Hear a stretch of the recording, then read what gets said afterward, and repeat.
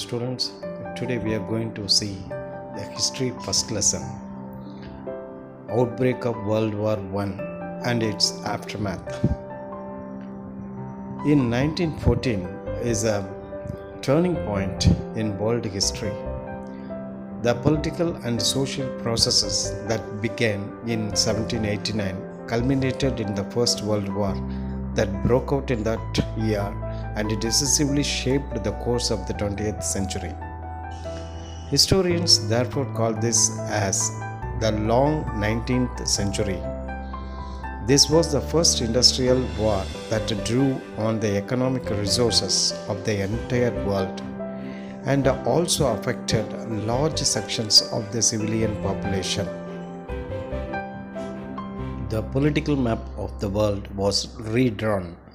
Three major empires lay shattered by the end of the war: Germany, Austria-Hungary, and Ottomans.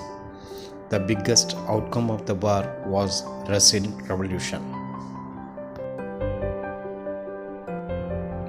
The aim of capitalistic industry was to produce more and more. The surplus wealth thus produced was used to build more factories, railways, ships, and other such undertakings.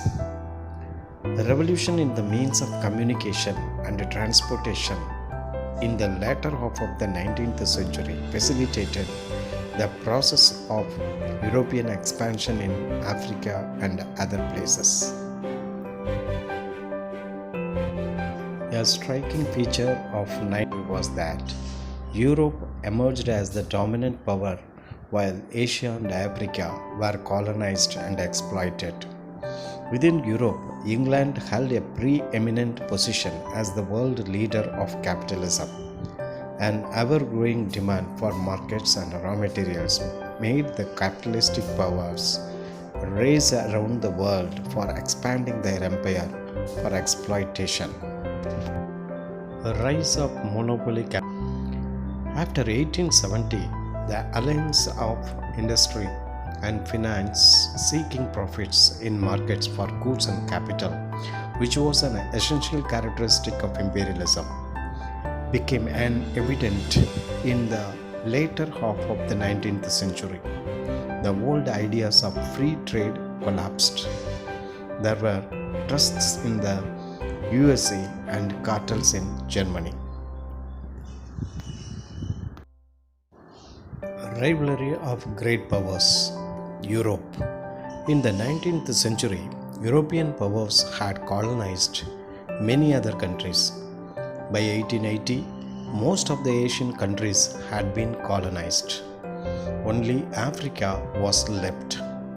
The occupation, division, and colonization of Africa took place from 1881 to 1914.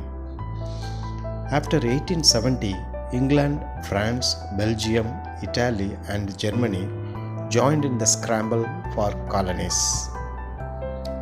Asia. The rise of Japan.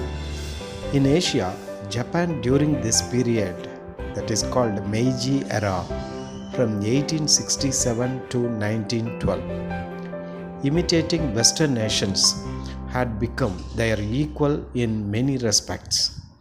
Though the outlook of the rulers still remained feudal, Japan took to Western education and machinery. With a modern army and navy, Japan had emerged as an advanced, industrialized power.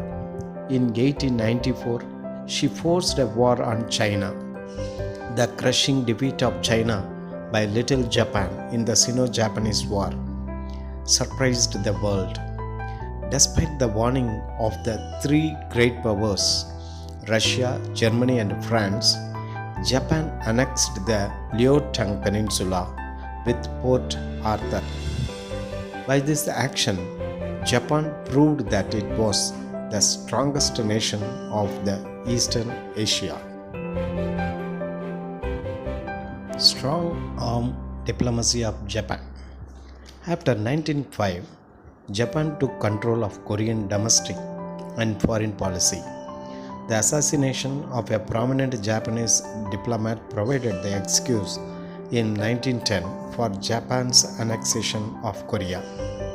The confusion in China following the downfall of the Manchu dynasty in 1912 provided Japan an opportunity for further expansion.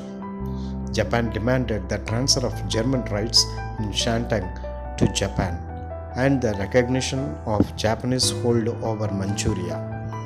This strong armed diplomacy aroused the hostility of both China and the European powers. Colonization and its fallout. In 1876, barely 10% of Africa was under European rule. By 1900, practically the whole of Africa was colonized. Britain, France, and Belgium had divided the continent between them, leaving a few areas for Germany and Italy.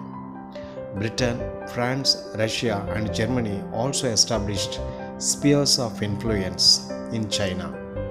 Japan took over Korea and Taiwan. France conquered Indochina. The US took the Philippines from Spain and Britain, and Russia agreed to partition Iran.